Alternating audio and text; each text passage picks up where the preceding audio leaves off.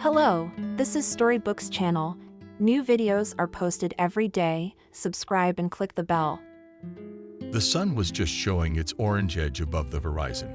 Wendy was already up. She was accustomed to getting up before dawn and had plenty of things to do by lunchtime.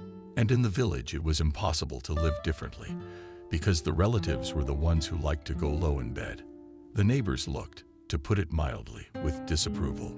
However, William, Wendy's husband, looked down on local Moors as he thought that these rules did not apply to him personally. On this August morning, he too resented his wife's impetuous activities. Without opening his eyes, he shouted from under the blanket, "Wendy, what kind of person are you? Thinking only of yourself." The woman parried without delay. "If I thought only of myself, you would have starved to death long ago or covered yourself with beauty from dirt." The man was not well versed in the terms that his mistress liked to flaunt, but he knew unmistakably that beneath the city lurked something terrible with fear and loathing. He was as shaken as if he had been drinking bitter for a week. So, as befitted a real man, he decided to voice a second objection to his half. "Wendy, I wonder if it gives you pleasure to frighten me and my daughter. Where did you learn such words? You live with you, and you'll learn a lot of things. What about you? What about your darling? My daughter's used to riding on my backbone. But at some point this song must end, because my patience is not infinite." The woman deftly picked up with one hand at once 4 cans and the same number of 3-liter containers. It turned out that in her other hand at the contact of glass and surrendered a nasty squeaking sound, from which William again twitched. In a burst of indignant emotion, he threw back the blanket. The man pounded his fist on his knee, hoping that it would have the desired effect on his spouse. "Wendy, are you doing this on purpose? You know what that scraping does to me. Couldn't you have prepared the damn jars last night or at least carried them one at a time?" William was outraged. It seemed to him that Wendy was deliberately getting on his nerves to bring him to a scandal. And there's nothing to make a scandal of. Total disrespect for the head of the house. With no regard for her husband's displeasure, the women took the dishes out onto the veranda and returned to the long room in which William had been fond of seclusion for some time. Wendy flopped her plump arms against her sides, and it gave the man a childish thrill. "Wendy, you have no idea how stunning you look right now, all against the backdrop of the rising sun. If you still had a paddle in your right hand, then the woman's eyes would glisten menacingly. Or hey, you Mozart of a man, I can run to the barn for a paddle if I need one. Or my daughter, she's happy to carry it. But I don't think you'll be happy with this object." William, after these words, skewed again, and his right eye even twitched. He realized that he had mentioned the paddle in vain. And to switch the conversation in more favorable directions, he decided to demonstrate his knowledge of creativity in front of his wife. "Wendy, Mozart was a composer, not an artist. You can't be so ignorant. Yeah, I don't give a damn who suffered what when painting a woman with a paddle. You jump one day, you take me out and I'll turn you in."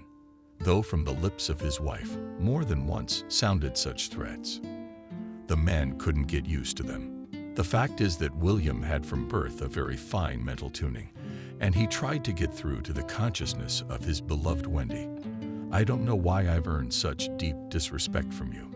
I'm your legal spouse, and where are you going to put me if I'm not a bad person?" Wendy sighed. "You, William, without the law. Normal husbands at least do something useful at home, and you are a bum all day long, stinking with excess of feelings." The woman exclaimed, "And told me, Mama Wendy, don't marry that guy. I didn't listen to her. I believed in love.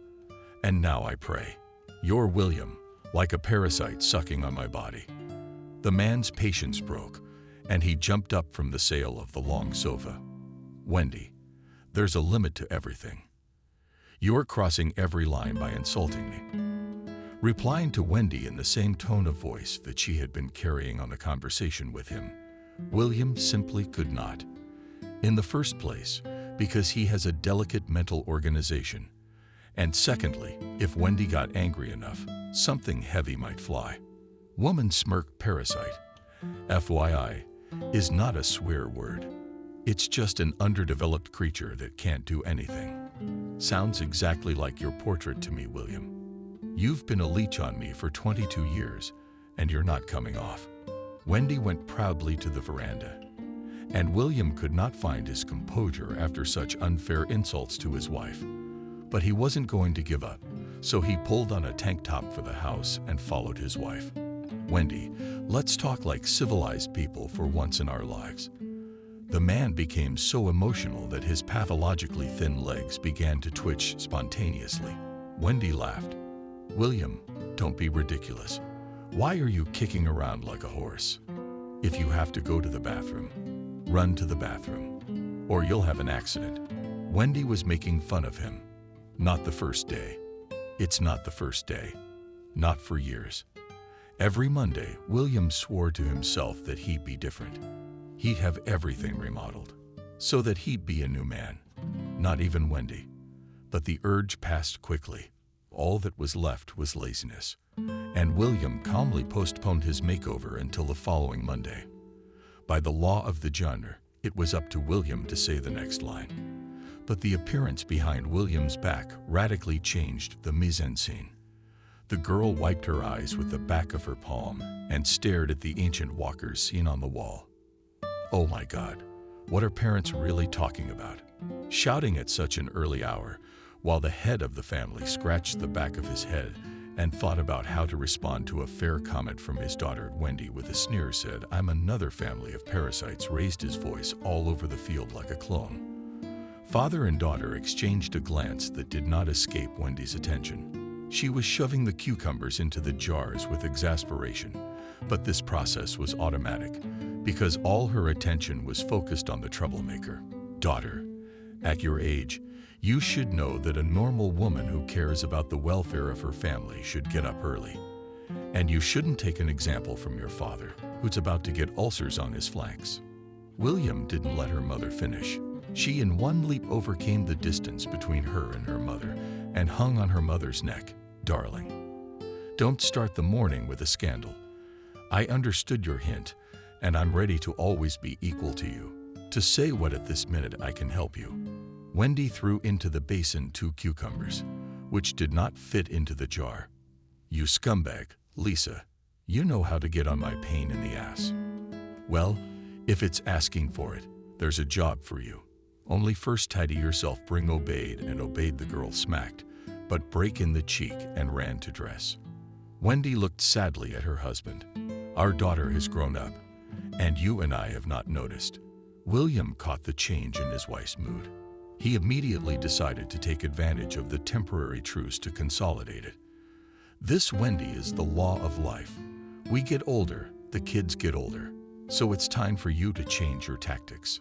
Your commands aren't working anymore, and it's embarrassing. After all, except for me, you have no one closer, and you all wagering, all on me. The woman looked fondly at her husband.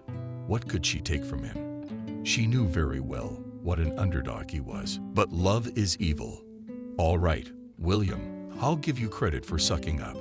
I'll try not to push you. Now, do me a favor. Put the water tank on the gas.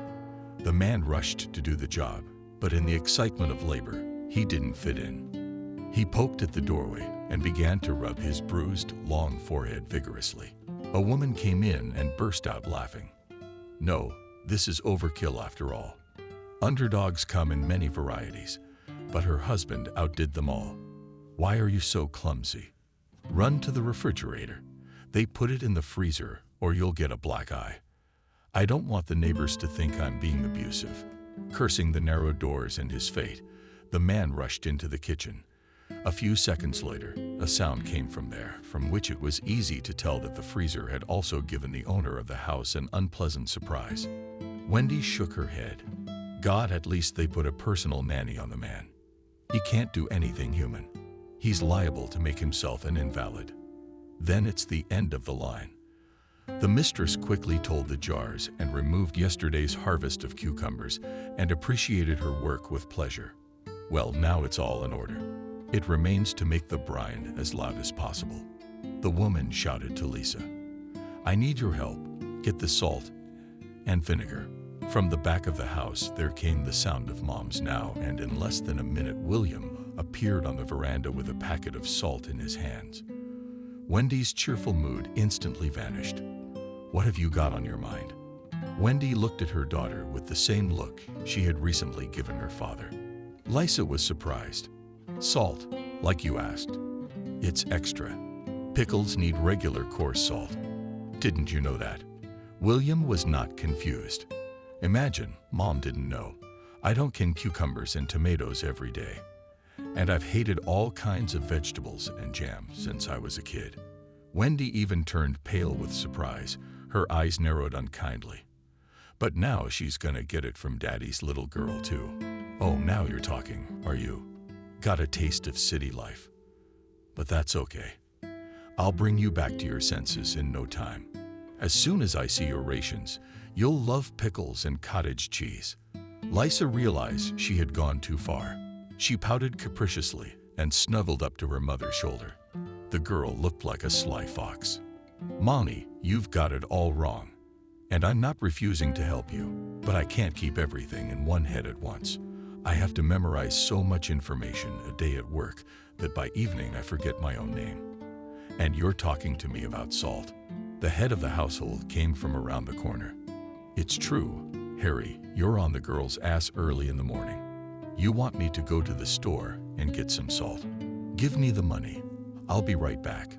Wendy gave her husband a scornful look. "Just in case, let the goat in the garden. William, you and money are incompatible. And the stores still close. Let Lisa go to her grandmother. She always has salt and sugar in stock." The girl raised her eyebrows in surprise. "Why, Mom?" Her mother looked at her daughter condescendingly. "You are certainly not of this world. It seems that all your life lived in the royal palace. It's good for the soil. It's also used to control various plant pests." William is more confident now. In short, the daughter goodness is transferred to one known substance. William knew that now the parents would again clash in a verbal duel, but did not wait for this moment. Going to the woman at the wall was a convenient excuse to get away from home for a while. Although she disliked her father's mother, but in the current situation it was better to meet with a harmful babushka than to listen to the scolding of her parents. Although the village was fundamentally no different from 1,000 similar settlements, a few peculiarities that gave color to this place could still be distinguished. The first peculiarity was strong family traditions. This meant that all significant events were celebrated here in a big way, and the number of invitees sometimes reached up to 100 people, if not more. By the way, according to the last census, the population of the village was almost 2,000 people, which even by modern standards corresponded to a large settlement. And if to the bulk of the residents to add their urban relatives, you can imagine the scale of weddings, anniversaries, which were regularly celebrated here. Therefore, the catering facility continued to operate successfully in the village. During the day, it functioned as a regular canteen, and in the evening it was used to celebrate a significant event. Local youth also liked to gather in the cozy hall, where you could have a good time without parental supervision. The second village peculiarity was a consequence of the first. Each new generation simply had to memorize these very traditions in order to pass this heritage on to their scumbags.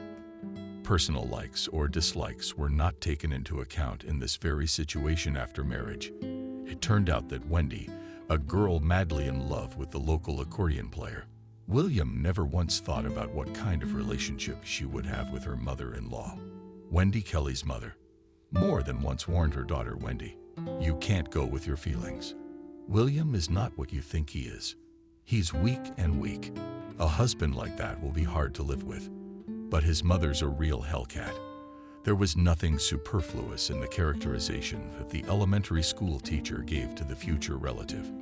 On the contrary, to this description it was possible to add many more remarkable features that possessed the main scandalist of the village. After all, the nursery was feared not only by adults, it frightened naughty children, for example. And you'd often hear that if you didn't eat all the porridge, Molly will come and take you away for re-education. The name Molly was given to the old woman long after she arrived in the village. Then Molly distinguished herself by calling all the inhabitants of this wonderful place with a capacious word Kelly to her husband, who decided to wait out the hard times in her homeland. She said, "Where did you bring me?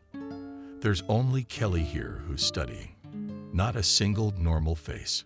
Since then, the villagers have held a grudge against the wife of the new collective farm chairman. However, he soon disappeared from the family nest with his mistress, leaving behind his wife and young son. But the villagers did not pity the abandoned and took the side of the traitor. Any man would run away from such a beast. Not only does she consider herself superior to others, but she calls everyone names. To this conclusion, someone added a succinct, "Molly. She is Molly," so carelessly thrown against the wall, and the word stuck to her. And William became known as Kelly's son. The boy was very shy and took the offensive nickname with shame. Many times he tried to reason with his mother. "Mom, you shouldn't swear. I'm not fighting with the neighbors. If you don't care about your own reputation, think of me." Molly didn't recognize anyone's opinion, so her son's request was like a red rag on a bull. "It's not for you to tell me what's wrong. Your daddy ran off and dumped everything on me. I've been working my ass off. I'm trying to make things right for you. And instead of gratitude, I get complaints." Indeed, her mother spared nothing for William. True, the high maternal love she showed not so much for the sake of sincere care for her son, but in order to rub the neighbors' noses in it. After all, no one in the village wanted to communicate with her. Even the nearest neighbors avoided her. If they happened to meet on the same road to visit her house, no one visited them either. Even William's school buddies categorically refused such offers. The boy was very worried about this, and his mother calmed him down. "Nothing, William. We'll get through this. I'll show them all who I am. Let them choke on their envy. I'll dance on their graves one day." The boy shuddered as he pictured this horrifying scene, but said nothing to the mother on the wall was one of those women who do not throw words to the wind. She began to slowly put her plan into action. William's mother worked at the very same catering establishment that had a dual purpose because there was always a lot of food waste. She decided to use them for her own good. "Mommy, why did you take them? Who will look after this animal?" The woman with a nonchalant look answered, "How we will take care of them. We'll see how it goes. Then we can have a pig for a uterus." Things went well, but most of the work fell on William's shoulders, and the boy couldn't wait till he graduated. Things got worse when his mother bought a cow.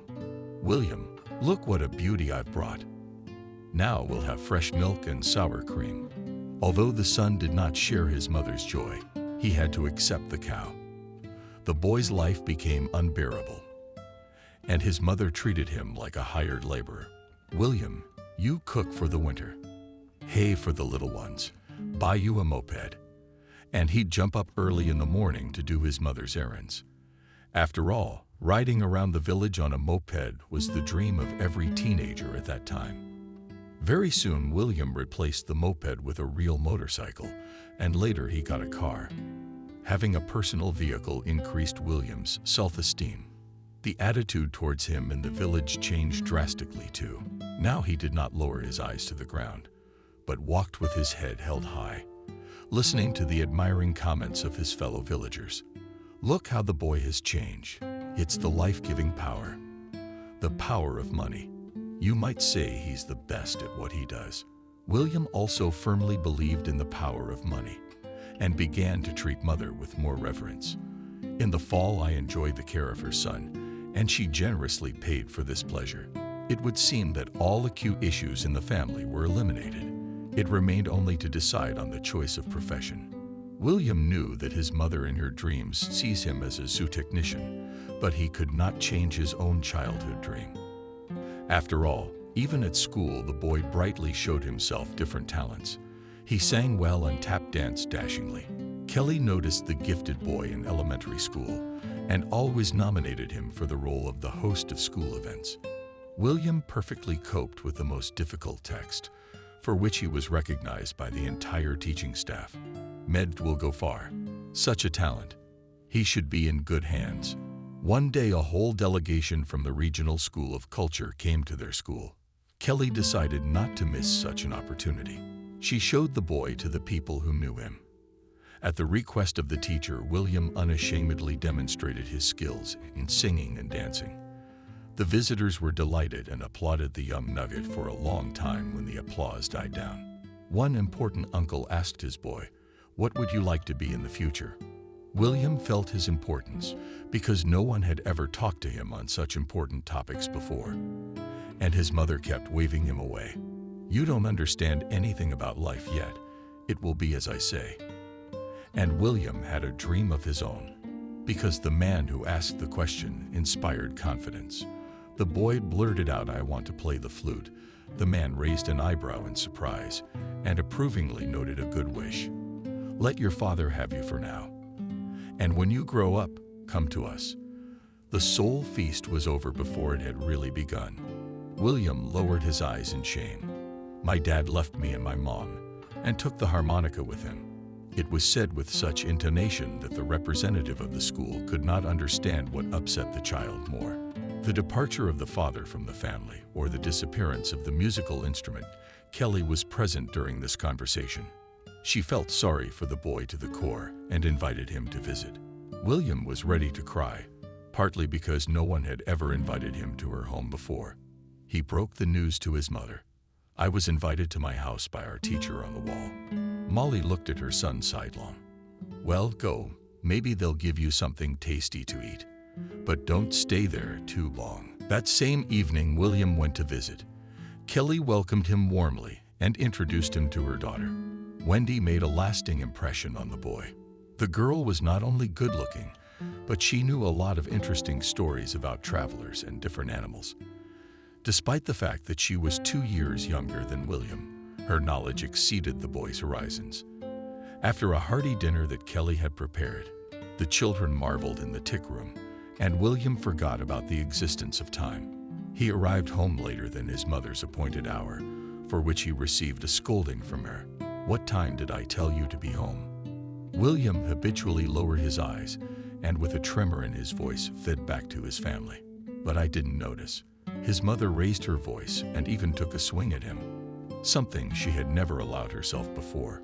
"Would you remember what I'm telling you? You'll stay home for a week. No going out, no visitors." During that time, just to subtract the pigs was the cruelest punishment. But William had no idea that his mother would go even further. The next day, during the big break, he saw his parents talking to Kelly, as the woman was actively gesticulating with her hands. The kid realized that he should not expect anything good from this visit. From a bad feeling, William, all inside, went cold, and he even hid under the stairs so that his mother would not find him. He stayed in this hiding place until the end of school, but he was still unable to escape home unnoticed. In the vestibule, he was detained by the teacher, said calmly, "William, skipping classes without a good reason is not good. By the way, your mom came to school today. She complained that you don't help her around the house." The boy was filled with indignation, and he shouted, "I help her by cleaning up after the pigs. If you knew how much I hate them." 2 large tears rolled down his tanned cheeks in peace. The teacher didn't hold back. She drew the boy to her. "William, you can't do that. It's not the animal's fault that your mom makes you do hard work, is it? You realize it's very hard on her alone, so she can be a little hard sometimes. We try not to argue with her as much as we can. Help." An unpleasant thought ran through William's mind. All adults for one. Here's Kelly running over to my mom's side. He wanted to think about something important, but he didn't have time, because the teacher said with a smile on her face, "Wendy was asking about you. You can come visit us anytime if your mom will let you." Only a few days later, William learned from casual witnesses that his mother had come upon the world Kelly. She reproached the teacher for leading other people's children astray. Despite the fact that he had always felt awe before his mother, the desire to restore justice was stronger. That's when he had his first confrontation with Kelly Wall. "Mom hurt the teacher for some reason. She's the kindest and she's nice to me. She has a cool daughter. She wants to be friends with me because I have no friends at all. He looked at his mother in an adult way, and for the first time she couldn't take it. Her imperious tone suddenly changed to a mumbling tone. "And you were his voice. Do I mind your teacher? Not at all. You can be friends with a bald devil, but only without harming the house." Thus was won the first victory over his crazy mother. William won his second victory by enrolling in a cultural school. Mother had to accept this fact. He returned to his native village after 3 years, a well-trained worker of the cultural front, and was immediately appointed director of the club. After this reinforcement, Molly became a very prominent figure in the village, and neighbors began to greet her. Even Miranda, who was considered the main troublemaker, now with respect, was paying her back. "Good day to you, Molly. How is William feeling in his new position?" Though such questions were like a balm to the heart, the woman answered them without her former arrogance, but with dignity. "He has already settled in. He wants to create a team. He was promised new instruments in the region." Miranda's little eyes sparkled. "An instrument is good, of course, but a good bride is even better." Miranda giggled, and Molly felt her heart seize up frantically in her chest. Just the thought of anyone daring to take her son away from her, it was panic-inducing. Forgetting her manners, the woman began to question the gossip with relish. "Miranda, if you know something, spill it nicely." Miranda's eyes went wide. "Oh, you don't know that your William is head over heels in love with the teacher's daughter." Her ears flinched because she had expected to hear a better argument. Surprised the hedgehog in one place. "I thought you knew something I didn't." "It's the little things. William has been friends with Wendy since childhood, but my son is not thinking about getting married." Miranda made unthinkable eye movements again. "That's what you think. Young people these days love surprises. I once saw them kissing sweetly in the meadow by the river. Maybe they've already given you a grandchild, and you have no idea." Miranda was triumphant. Molly stood in the middle of the street at a loss. An inner voice insistently told her that William was a grown man, and you could not hold him by force. So accept the future fate of your mother-in-law. But Molly was not accustomed to surrender without a fight. She decided in advance that she would arrange a fun life for her future daughter-in-law. The woman knew perfectly well that the son easily falls under any influence, so she decided to preempt the actions of the enemy and to search for a convenient bride. Of course, Wendy herself did not suspect the secret plans of William's mother. She was finishing her studies at the veterinary school and came home only on holidays and vacations. Kelly was raising her daughter alone, and she didn't have extra money for Wendy's weekly trips. The girl learned all the news from her mother during long-distance conversations. One day, Wendy asked how William was doing. "He's visiting you." The question took the woman by surprise, and she answered with feigned cheerfulness. "Yes, I'm busy at work all the time, and William has no free time. Our villagers tell us he's going to start an orchestra. It's all about the instruments." Wendy realized that her mother was trying to avoid a direct answer. She didn't bother her with questions and quickly said goodbye. The girl came to the village for the weekend to see if the rumors that had reached her were true. And if you believe the rumors, her beau was not bored and even found a replacement for her. So the first thing she did was not go to school, to please her mother with her arrival, and went to the club. In the hearth of rural culture was in full swing rehearsal. Local talents, mostly unmarried girls, selflessly sang, and the young director of the club inspiredly played the accordion. There seemed to be nothing objectionable in the picture. But on the throwing of the eyes, Wendy immediately figured out the rival. She turned out to be Miranda's daughter, a former classmate. For this girl is firmly entrenched unkind word student. According to unconfirmed information, that C was not squeamish married men. And one day, one of the cheating wives gave her a dark one. People said that the woman so withdrew Love Maiden that she did not show on the street for a month. This story was then tried to be hushed up. The victim's mother told everyone that her daughter was attacked by hooligans. "You can't imagine, kind people, what these freaks did to my daughter. Not only did they take my purse and earrings, they broke my nose." Sympathizers asked a fair question. Why didn't they report the attack to the police?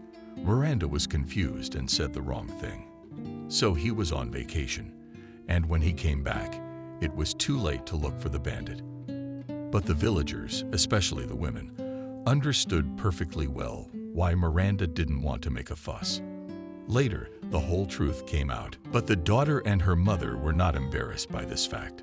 But it seems that Adriana did not learn her lesson well, and once again began to hunt for other people's husbands and fiancés. That's what Wendy thought, watching the rehearsals from a niche at the very end of the auditorium, which was not visible from the stage. The amateur group performed several famous songs under the accordion, and William thanked the girls. "Thank you all. The next rehearsal is on Friday." The girls rushed to the exit. Only Miranda remained on stage. The girl had a cheeky smile on her face and headed for the principal. "William, I don't remember my part very well. Maybe you can work with me individually." The young man was surprised at the tone. "I didn't notice any faults in your performance. You sing exactly according to the notes, and that's why." That is, she took another step and walked straight into the director. In a languid voice, she said, "William, if I can do everything without a hitch, why don't you make me a soloist?" While the young man thought about what to say, she threw her arms around his shoulders. Wendy could no longer calmly watch the insolent damsel make an attempt on her fiancé. She resolutely came out of hiding and headed toward the stage. "Is this how you rehearse?" William threw down his arms with longing. "Wendy, when did you get here?" "Right off the train and straight here." Wendy walked onto the stage, leaving her rival with an appraising stare. "Adriana, what are you batting your eyes at? Go under the bench." Such treatment angered the unformed soloist, and she, with her usual impudence, declared, "And who are you to tell me what to do? By the way, the club is a public place, and anyone can come here. A person can, but you can't." "Why is that?" Adriana stared at William, but he hurriedly averted his eyes. Wendy realized that she had the last word. "So the whole point is that you don't fit the definition of a human, by all accounts. And this animal feeds on carrion." Adriana, eyes bulging. "William, tell me, have you at least a word?" Young man has already fully come to normal and tried without prejudice to divorce the warring parties. "Girls, there's no need to quarrel." "Adriana, I'll see you on Friday." "And about the soliloquy?" "I'll have to think about it," although there were no witnesses to the fight at the club. The whole village knew about it in great detail by evening. Kelly read Wendy's daughter. A self-respecting girl should be above such squabbles. "Frankly, I didn't expect you to be so outrageous. You're imposing on William." Wendy was not even offended at her mother and reasonably noted, "Mommy, you measure everything by outdated standards. It's a different time, and you have to fight for your happiness." The always poised Kelly lost her temper this time. "And you think William is worth fighting for? He's neither fish nor flesh." "A little bit. Is that what he is? You'll be lost with him because he can't stand up for himself, let alone his family. So be it. I like him just the way he is." Kelly knew it was pointless to change her daughter's mind, but she still hoped there would be another girl. Besides Adriana, those terms that would fascinate William. The solution: the exact same problem William's mother was battling. Since the number 107 did not transpire, she was feverishly searching for a replacement for her candidacy, and time was working against her. Complicating matters was the fact that after Antonina was rudely knocked off, Wendy Miranda stopped noticing Autumn trying to establish a relationship with her. William's mother was the first to make a move toward reconciliation.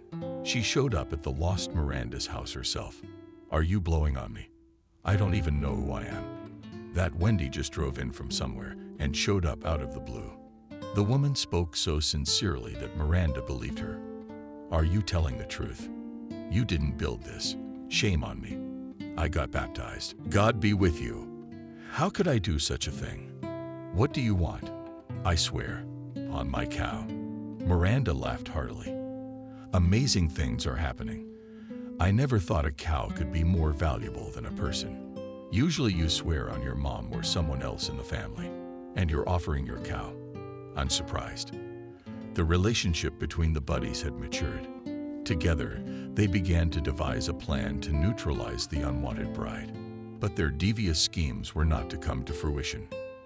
Because William and Wendy filed an application, they decided not to inform their mothers about it, so that there would be no unforeseen circumstances. William was the one who was most worried about it. "Wendy, I think we better not wake the beast. I mean my mother. You know what she's capable of. So say on the eve of the wedding, and I don't think we need to make a big show of it for the whole village. Why waste money? We'll need it ourselves." William hadn't expected such a turn, but he was delighted with the woman he'd chosen. "Wendy, you're a unique girl. Everyone dreams of a wedding, a big dress, and all the trimmings. But you don't." The girl flicked the groom on the nose. "William, I'm just rational." The date of the painting was approaching, and the young had to reveal their secret. Kelly took this news not that with joy, but tolerable. But Molly didn't even shy away from her sister-in-law. She walked in without a whimper. "Oh, what on earth is going on? Mother's the last to know he's getting married. Do I deserve to be treated like this? Or do you value a pebble more than your mother?" William tried to calm his mother, who continued to rebuke him. "What am I going to do alone nowadays? Dashenka." Wendy was tired of these wailing, and she decided to say her weighty word. "We will help you, albeit not with hope." She looked at the girl. "You will. I always keep my promises." Then Wendy did not realize that she was signing her own verdict. The future mother-in-law, having broken her promise to her, was not appeased. She wanted to talk to the wedding party face to face, too. In the evening of the same day, she, bringing with her a bottle on olives of her own making, came to visit Kelly when receiving guests. In the olden days, it was customary to give the bride a viewing, and I'm honoring the traditions of my ancestors, so to speak. Wendy's mother cordially invited the future relative into the house. "Come by the wall, Molly. I'm all for observing customs, too." "Then that's where we'll start." The guest went into the kitchen and put a pour on the table. "What's this for conversation?" The woman sat down on the hostess's table, making it clear that the deciding vote was hers. Kelly did not object to this order. "I'm ready to hear you out, not Molly. And my intuition tells me that you intend to talk about the fate of our children." The guest spat the palm of her hand on the capital. "Exactly. And I'll tell you right away, dear world, Kelly, that I'm dissatisfied with what? Everything. First of all, I don't like the fact that there's not going to be a wedding. Just think what people will say about us." Wendy's mother chuckled. "They'll probably say we're stingy, sparing money." In the fall, Molly came to life. "That's right. That's what I mean. Of course, your salary is low and you can't afford much." The landlady interrupted her guest. "Why do you draw such conclusions? We live quite normally, not worse than others." The guest snidely remarked, "And what kind of dowry will you give? A washing machine or a vacuum cleaner?" Kelly shrugged her shoulders. "What's wrong with household appliances? I think every family needs such appliances." William's mother stretched out on a chair, her face dreaming and her tongue loose from the olives she had drunk. So she decided to come clean. "And me to you, honored one. You're a teacher, but you don't understand anything about life. Today, everything is decided by money. Without it, you can't go anywhere." The guest reached for the bottle, but Kelly covered her glass with her palm. "Thank you. That's enough for me. What's your pleasure? I'll have some more. Don't think I'm into this stuff. No, God forbid. And my husband was a non-drinker, a very decent man. Then why did he leave you and your son? Who knows? He was always missing something. He said I looked like a soldier. All I had of a woman was my looks. So he ran after women who didn't live up to him. Well, that's in the past.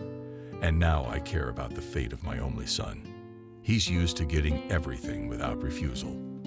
I bought him a motorcycle for years and then a car. And recently I gave him a German accordion. You have no idea how much such an instrument costs. In the region they promised to give him a good accordion. But they brought such junk. So I bought him a present. In the fall, Molly took in more air, as if preparing to jump into the water. Of course, a wedding is a special event, so the gift should be special.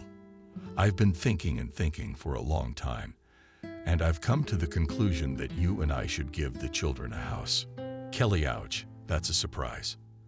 Unfortunately, it's beyond me. I don't have the means.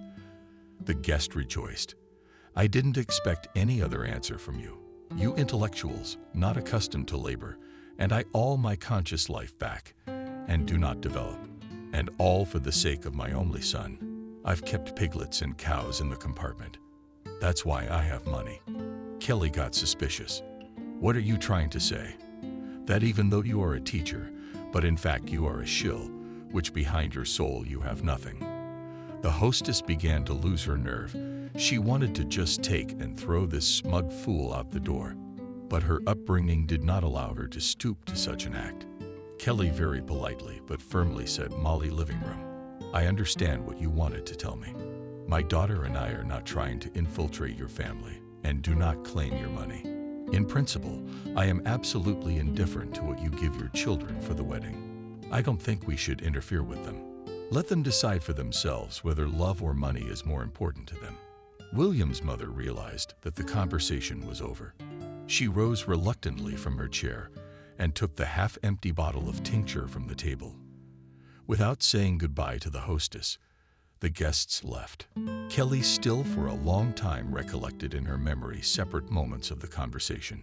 She decided not to tell their daughter about the visit of her future mother-in-law. A few days later, the young couple married. The event was celebrated in the village canteen, which on holidays worked as a restaurant. Despite the narrow circle of invited gifts, there were many. Kelly gave the newlyweds a modern washing machine, which soothed the laundry itself. William's mother handed over a set of bed linens and a set of knives. The guests were outraged by such an act because village people believed in omens and knew that a knife is a symbol of disease and trouble. Therefore, such items should not be given to loved ones. From the stories of Lisa's mother, knew they were already in the character of Kelly's grandmother. Of course, Wendy was silent about many things. For example, she did not tell their daughter about how her grandmother made a conspiracy on her. Nor did she talk about the little tricks like chicken feathers and needles that her mother-in-law had slipped into hidden places during her visits while Kelly was alive. Wendy still tried to influence her husband's mother. She helped her around the house and once rescued a cow. Then the poisonous pincers of guilt set in. But instead of gratitude, the daughter-in-law was always reprimanded with a caustic remark. Wendy, don't try to sound smarter than you are. But I did. So what? Drumming now. That's no mean feat. I could have handled it myself. What angered the mother-in-law most of all was the fact that it was not her, but Wendy, who was respected in the village as a human being and a high-class professional. After all, it was her daughter-in-law who had become a certified animal technician, not her son William. It was only a few years that he held the position of club director, and then he burned out like a light bulb. The result of such a negligent attitude to work was the disintegration of the team, which he had worked so hard to assemble. Several times the man was summoned to the regional department, begging him to come to his senses. But William also spit on all entreaties from a bird's-eye view. When his wife asked him, "What are you going to do now? How are you going to make a living?" he answered for me with enthusiasm, "Don't worry, I won't become an idler. I'm gonna play at weddings. Believe me, there are so many clients that you can run, really." At first, the accordionist was in high demand. But then he was invited less and less often, and he was forced under pressure from his wife to get a job at the post office as a driver. A new director was never sent to the club. Therefore, a huge barn lock was hung on the door of the cultural establishment. Later, a businessman with a strange surname bought the ruined building. Michael was a visiting bird, and from the way he spoke, you could sense that he had a rich past. His appearance in the village caused quite a stir. He drove up in a shiny black car and stuck his head out the window. Asked him how's life here, Aborigin's unfamiliar word confused the old men who happened to witness Misha's appearance to the people of the Earls. Only one old man swung his cane at the businessman's car and shouted, "You, that word, go back to where you came from. We don't need pans and other nobles here. We have enough of our own." He laughed heartily and drove on, and the witnesses scattered in different directions to warn the neighbors about the arrival of a suspicious type in the village.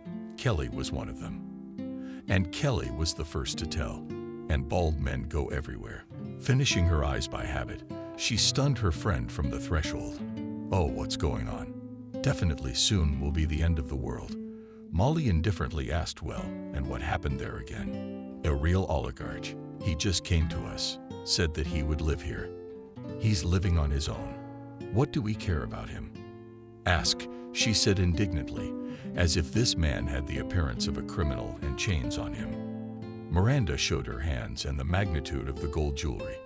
However, it was on Kelly's wall, but her story made absolutely no impression. But when the same Miranda already on the second day said, "Remember, I told you yesterday about the oligarch. Well, he's already bought our club. He wants to open a store there.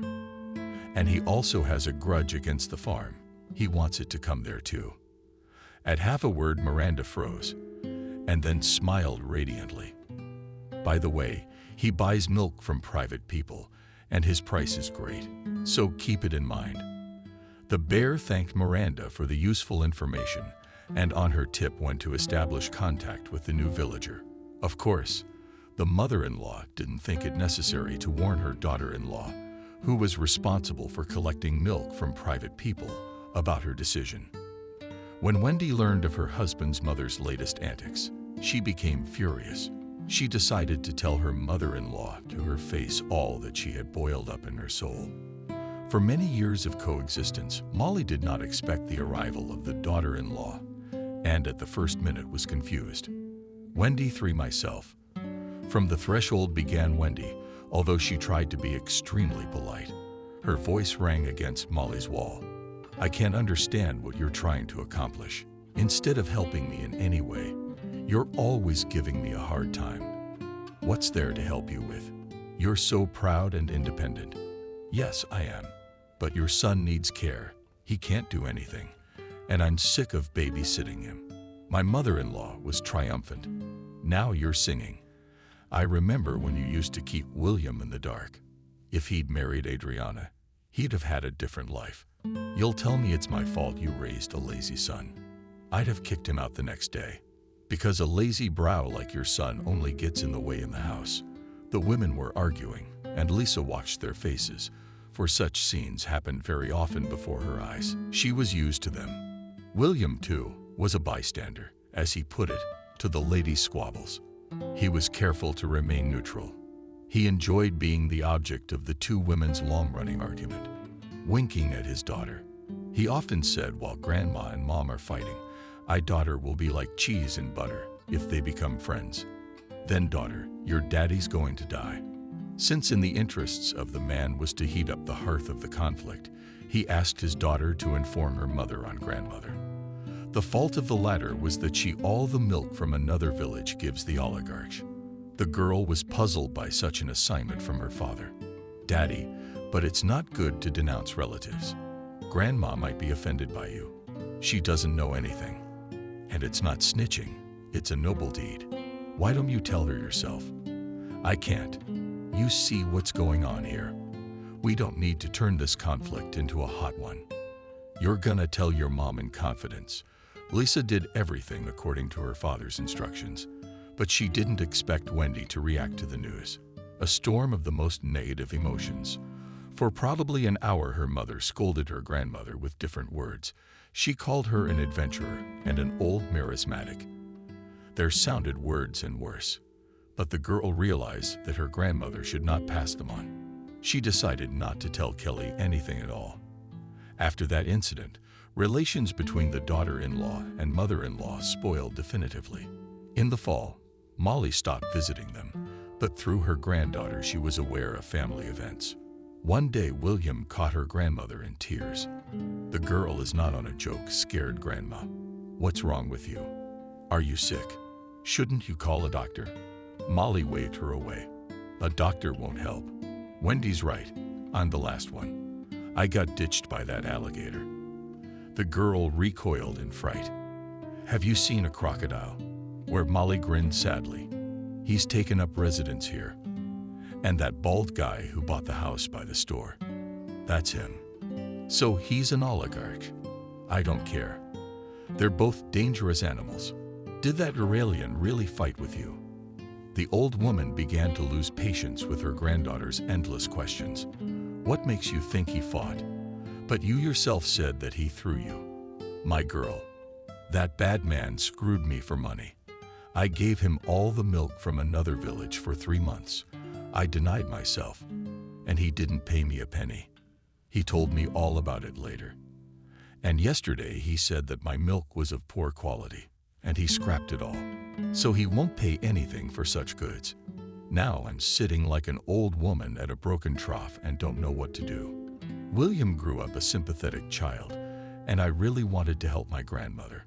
Grandma should tell the police. Let that bald guy go to jail. Let Kelly hold the girl close to her. What don't you realize? There's nothing you can do to get rid of that ghoul. And the precinct won't help. You do this. Tell the moms to come to me from the farm for milk. The girl told Wendy almost verbatim the whole conversation. The woman looked fondly at her daughter. Lisa, you're like a carrier pigeon. Tell your favorite Kelly that tomorrow they'll come to see her, and I'll put her on the list. We've warned everyone in the village not to trust such rascals. Wendy turned to her husband. You know, William, that man tried to take over our farm too, but he's had a setback. William was trying to fix an electric kettle. What's the trick? Wendy looked affectionately at her husband. You've got a short memory, like a girl on the run. I've already told you that our farm is a community farm. To sell it, we need the consent of all the shareholders. William thoughtfully fiddled with the teapot. I think you're celebrating your victory early. Men like Michael can break anyone. All you have to do is put a lot of money up against them. Rarely a man can resist. Time has proven both mother and father right. No matter how hard Michael tried, he failed to get hold of the farm, which was making a good profit. But one of the shareholders bought the business. The new owner began by tightening discipline at the farm, and at the same time cut the wages of the employees. The unpleasant changes took place just before Lisa arrived. Wendy experienced these changes hard and was in a bad mood. So William did not dare to talk to her about a subject that was very important to her. But since she was so excited and eager to tell someone about the upcoming changes in her personal life, she decided to share her secret with her grandmother. And going for salt was a convenient excuse to leave the house for a while. The girl's face reflected her overflowing emotions because Molly immediately asked her, "Why did you come so early?" "My mom sent me to get salt. She rolls cucumbers, and there was no coarse salt at home." The old woman muttered unhappily that a good housewife should always have a supply of matches and salt in the house. Lisa spoke up in her mother's defense. "We have extra, and we haven't used matches for a long time because we have a special lighter. Not the territory. What are you doing standing on the doorstep? Come in. I'll put the kettle on. I can see from you that you haven't had breakfast yet." The girl took off her shoes and tiptoed into the big room. She knew that her grandmother liked cleanliness and order, so she tried not to disturb this harmony. "Come to the kitchen. We'll have breakfast here. There's no need to make a mess in the hall." Lisa obediently obeyed this order. The kitchen was already flooded with sunlight, which shone through the stylish curtains. Along the wall, Molly quickly set the table and put 2 cups of you hot or a little cooler. "Grandma, you know I don't like boiling water." People's tastes change. Maybe that's what changed in the city. How would I know? You don't come much anymore. The last remark was said with an obvious reproach, and Lisa felt her face light up. "Grandma, but you know that I don't have time right now, and I can't take off work every week. I mean, I'm new to this company, but that's what weekends are for, to visit family and relax. Something tells me you have another reason." The old woman looked at her granddaughter's face with a sharp look, and Lisa felt an unpleasant heat in her mouth. She first took her eyes aside and began to rub the chrome on the tablecloth. "Grandma, you can't hide anything from you. You're testing thoughts from a distance." Trying to hide her embarrassment, Lisa took a sip from the cup and immediately burned her tongue. Ouch, how hot the bum in her mouth would pop out now. Along the wall, Molly took a sip of normal as well. "Tea is like tea. You're not talking my teeth. Spill your secrets. I can see your eyes burning. You got love in town." William exhaled noisily. "Oh, Grandma, you're a real piece of work. You're a real mind reader. Okay, don't be embarrassed. Go ahead. And I promise I won't say a word to anyone. Oh yeah, did Grandma ever lie to you?" Lisa touched her lips gently to the cup. "All right, I'll tell you first. Anyway, Grandma, I've got a young man. We work together. Actually, he's kind of my boss. He's so old." The girl laughed. "No, he's only 26. It's just that we have a lot of departments, and each one has its own manager. James was recently replaced by someone who moved to another company. Yeah, we only have 6 people in the department, so the supervisor isn't too big." Molly nodded. "As we had in the accounting department was the entire staff of 5 people, but necessarily attached a supervisor. Grandmother, now the supervisors are quite different. And they do the usual work. They just have more responsibility. And what's good about this James of yours?" Lisa blushed again. "He's honest and decent, well-mannered." The girl stammered about Kelly immediately taking the initiative. "And that was that." Lisa mumbled. "He's also cute. And chicks are chicks. You can't choose a husband by his good looks, can you? That's how they get married for joy. And a year later they run away to get divorced. Your grandfather was a handsome man too. But in life, he turned out to be a scoundrel." William begged Grandma, "Why are you going to extremes? Of course, I can't 100% say that James meets all the canons of a real man, but I'm easy and interesting with him. We had a lot in common and we've been dating for almost 6 months. Want to take a first guess? Have you had a chance to take your application to the registry office yet?" The granddaughter threw herself into her grandmother's arms. "You're like an X-ray, aren't you?" "Yes, we applied a week ago. And I came to tell you the good news. But it's not working out yet. My mom's not in the mood. She's been having some problems at work. I know, my farm girls told me. But it'll all work out sooner or later. And my daughter's wedding is a once-in-a-lifetime thing. So you can't keep a secret like that for long. Perhaps this news will cheer Wendy up. Grandma, how great are you? It's just too bad you're not friends with Mom. Daddy and I love you both, but you're all at war with each other." The girl sympathized and began to kiss her grandmother. She gently pulled away from her. "Okay, enough sucking up. Take the salt. Run home. And your mother. Tell her not to put it off. She'll be offended." There was so much tenderness in the old woman's voice that William was stunned for a moment. But her grandmother gave her a push. "Run. Hurry up, Mother.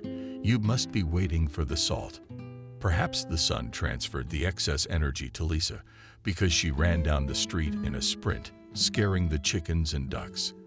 After talking to Nana and her heart felt light, she wanted to sing songs and laugh. It was a moment of real happiness. And the girl remembered her soulmate. "I wonder what my James is doing at the moment. I should call him." She dialed her fiance's number several times, but he kept dropping her call. The sunny mood vanished at once, and Lisa wandered slowly back to her house. She gave her mother the salt, but the important conversation was postponed again. At the same time, James was in a meeting with his boss. Everyone's faces were tense because they were discussing important business matters. James also tried to get into the speech of the chief, but his thoughts were somewhere far away, not by the way in his jacket pocket cell phone. The young man tried to discreetly remove the cell phone from his pocket. It was Lisa. And the thought flashed through his mind that she had happened there. After all, She knows perfectly well that there is always a meeting at this time. He dropped the call and returned the cell phone to its original place, but the device twitched frantically in his pocket again. He had to reset the call again. Knowing the restless nature of his fiancée, James decided to write her a short message, but he could not do it discreetly.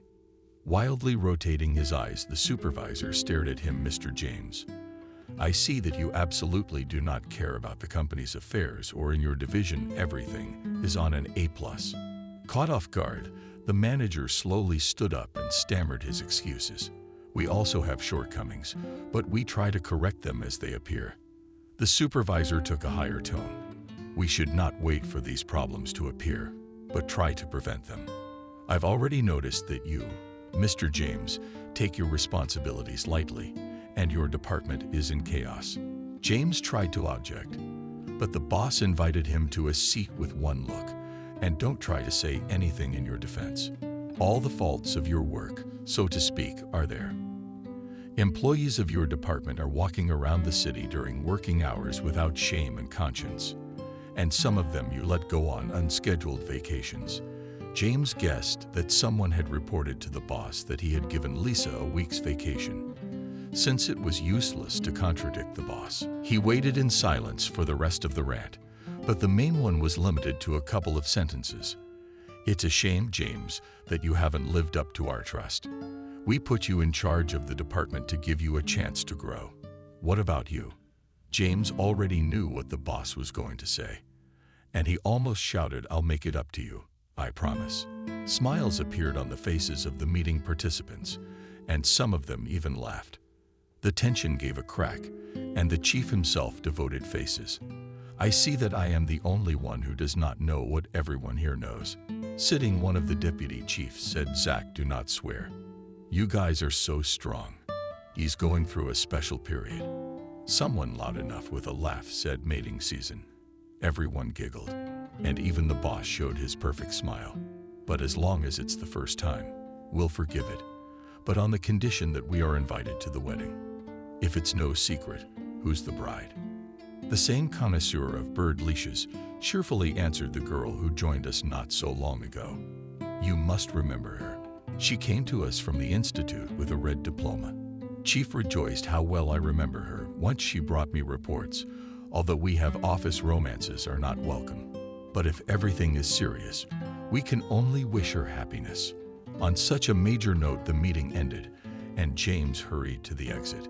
He wanted to hear the voice of his favorite girl, but no sooner had he dialed William's number than he was distracted again. James bitterly thought he would have to postpone the conversation until the evening, but his mother was waiting for him in the parking lot after work. "Nina," she looked at her son unhappily. "You're getting a little conceited. You've forgotten about your parents.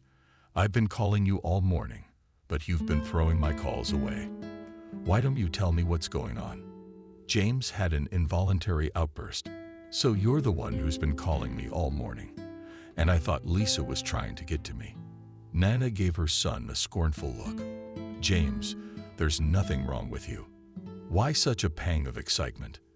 Have you been so badly influenced by this country girl?" Her mother's tone and the expression on her face spoke volumes about her attitude toward Lisa. She had disliked the girl from the first time she met her, and James imagined how shocked her mother would be when she heard about their imminent marriage. But he didn't want to discuss his marital status in a parking lot surrounded by strangers.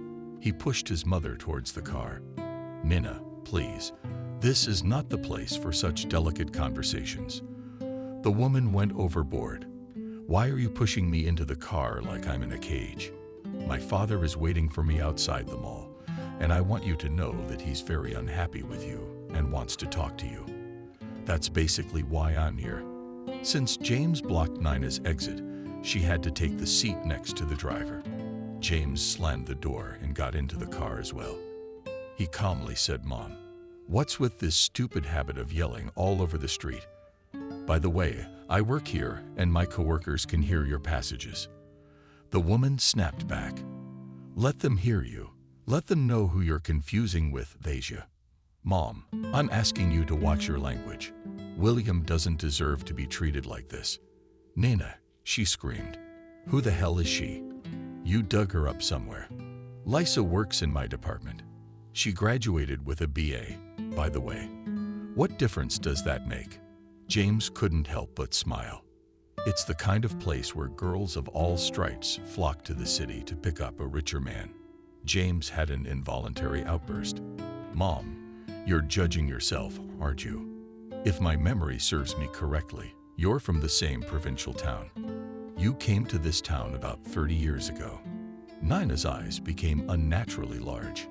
She turned pale and started gulping for air. James was scared out of his wits. He waved his handkerchief vigorously in front of the woman's face. Mammy, what's wrong with you? You can't take innocent jokes so keenly. The pale on her face was replaced by paint, and the mother pronounced clearly in syllables, "Don't you dare. Don't you dare ever speak to me in such a swaggering tone again. And don't compare me to that girl. Daddy and I had true love. It's the kind of love you write about in novels. And your Lisa's got a look on her face that says she's got a low-down agenda." James could barely contain his irritation. Every day is a new discovery. I didn't realize you were a face. You know, Mom, I'm not a little boy to be told how to live my life anymore. And I really hope you and Dad learn to respect my decisions.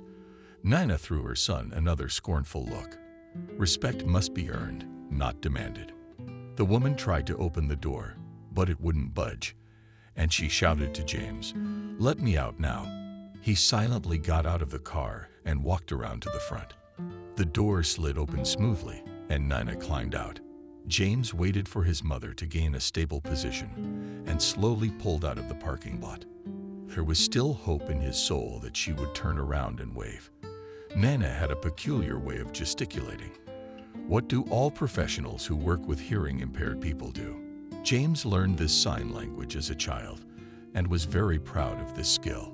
His parents were always role models for him. But today, to his great regret, he realized that their kindness was played up, and sympathy for others was just a set of appropriate words. If also father was quite reserved, never boasted of his high status. Mother always tried to emphasize her belonging to the elite. James remembered the night he had decided to introduce Lisa to his parents without a second thought. Even 2 months after the event, he now felt a burning shame. Lisa became a part of his life very quietly. She did not whirlwind, as they write in books, and did not appear with a halo on her head in a cloud of a night dream. No, everything was banal beyond belief. James had just started his duties as head of the department and was trying to get used to the new place. He received a call from the receptionist at the main office in the morning. "James, to you literally from a minute to a minute should come a new employee to see her in the course of business. Get acquainted with the team, and please, gently with her. The girl is very shy." James promised that everything will be at the highest level. No sooner had he hung up the phone than a timid knock sounded. He quickly assumed a superior appearance. Enter the small office, squeezed sideways, a person of about 30 years old in a very modest outfit. "Remember your promise." A young man jumped out from behind the desk and began to park himself in front of the female visitor. "Don't be shy. Come in and make yourself at home. We have a great team, and I am sure that you will make the best friends here." He said a dozen more phrases, not letting the visitor open her mouth. Then he gently took the woman under his elbow and led her to the door. "And now, I'll show you your workplace. We have the most modern computers and a reliable data protection system." All the employees of the department watched this scene with interest, when suddenly the aunt released her hand and asked very loudly, "Why do I need your computers? I can't even touch them. When I worked in another company, they were also full of such machines. I was warned not to go within 2 meters of them." There was a much talked about silence. The aunt was the first to break the pause. She looked pleadingly at James. "You'd better show me. Where are your toilets under the sotka?" "I'll get right to work only after the woman asked about the toilets." James realized that she was getting a job as a janitor. The members of the department were holding their bellies, and he didn't know where to go out of embarrassment. It was the first time he had ever been in such a ridiculous situation, and for a few minutes his anger boiled up in him. He even wanted to call the chief's secretary and tell her what he thought. But he had to finish the job with the new cleaning lady first. He showed the woman to the back rooms and returned to his office. No sooner had James sat down at his desk than there was another knock on the door. A girl resembling a schoolgirl appeared on the threshold. She politely ducked for some reason. "Hello, I'm here to see you at work." His brain boiled with indignation, and he thought another prank. Isn't that a lot for one day? The visitor continued to smile, and he too stretched his lips and said with a sneer, "For today, the limit of cleaners is exhausted. Come back when a spot becomes available." The girl looked at him with bewilderment. "Didn't you get a call?" He chuckled stupidly, but he had been called. "Well, I'm here."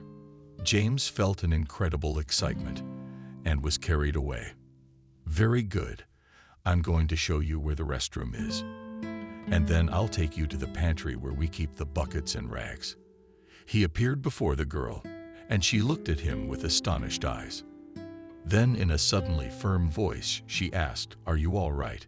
This question had the effect of a ringing slap, and James instantly regained his psychological equilibrium. "Why do I look so much like a freak?" The girl answered very calmly. "Your eyes are running like a crazy person. And in general, you're talking such nonsense. Thank you. You brought me to my senses." Thinking back on that encounter, James was struck by how calm William was. She didn't frighten or cry with surprising equanimity. She waited for the denouement. At first, their relationship violence is purely official in nature. Only 2 months later, they found themselves in the same cafe during a lunch break. James managed to be the first to take a table and was enjoying his coffee when he noticed William. The girl was looking for an empty seat, and he waved to her. "William, you can land next to me." She thanked him politely, and he too, for the sake of decorum, asked, "Do you want me to wait? How would you like it?" 2 days later, he invited her to a cafe, and she accepted his invitation. This period was short-lived and was replaced by short walks after work. And then James invited her to a concert of a popular band. After the amazing event, they walked around the city until night and shared their impressions. James himself felt the need to move on to the next stage of the relationship. During their lunch break, which they traditionally spent in a cafe, he asked William, "How do you feel about dating?" She gave him a charming smile. "Positive. I think there is something mysterious in such meetings, besides romance, and I love anything with a spirit of secrecy. Yes, you should have studied economics, writing, or screenwriting." "Well, one doesn't preclude the other. I get my passion for everything from my father. He's like my mom says, not of this world. He's a creative man who likes to fantasize. You intrigue me, and I'd like to meet your father. I like unconventional people. What do your parents do?" "My mom's a speech pathologist. She helps children and adults with speech problems. My father has recently been appointed rector of a very prestigious institute." The girl looked at James with respect. "You? And I have parents from simple peasants. My mother worked on the farm all her life, and my father delivered mail." James never paid much attention to the social status of his friends and acquaintances, so the information about Lisa's parents had slipped past his mind. He remembered it only when he decided to invite her to visit him. Of course, he had talked to her parents beforehand. Before the weekend, he showed up at their house late at night. The door was opened by his father. "Mother, our son showed up. Go meet him." Nina ran out into the hallway. She was wearing a robe, and all her face except her eyes was covered with a green mass. "James, you were unannounced as usual and caught your mom looking so inappropriate." "It's okay, Mom. I'm used to it, and it's beautiful. That's the most important thing to any woman. I'm glad you understand. Your father's been so unbearable lately, nagging me all the time." David smirked. "It's just boredom. We've been together for so many years that we're bored with each other." The man paused, winking slyly at his son. I wish you'd gotten married. Otherwise, my mother and I will never have grandchildren. James also winked at his father. Perhaps your wish will soon come true. I think I've met the girl I wish to always have by my parents' side. How would you like to meet her? David was genuinely excited. It was felt both by his lively conversation and his mood. But Nina was wary of the news and spent the whole evening asking her son and his girlfriend. There was an important visit the following weekend, and James immediately realized that William did not like his mother. The guest also sensed the hostess's dislike, and the whole evening was very stilted. When it was time to serve tea, Nina called her son James. "Help me, I can't do it alone." The young man went into the kitchen and immediately came under fire of criticism. Nina whispered so loudly that he shut the door tighter. "My son, who have you brought into our house? Are you really going to tie your life to this wire?" "Mom, we haven't decided anything yet. We're just dating. But I'm not gonna lie to you. I like Lisa a lot. She's an extraordinary girl. They're all extraordinary at first, and then they become bitches and divide the property." "Mom, why do you have to tar a man with tar?"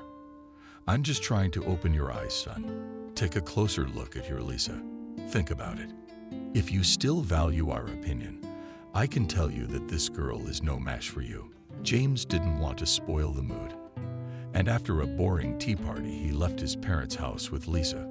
The girl was sad and silent the whole way, only in front of the hostel where she was temporarily staying. She said wistfully to James, "You should have organized this meeting for nothing. Your parents didn't like me. I don't know about your father. Your mom is definitely turning against me. Don't fill your head with bad thoughts.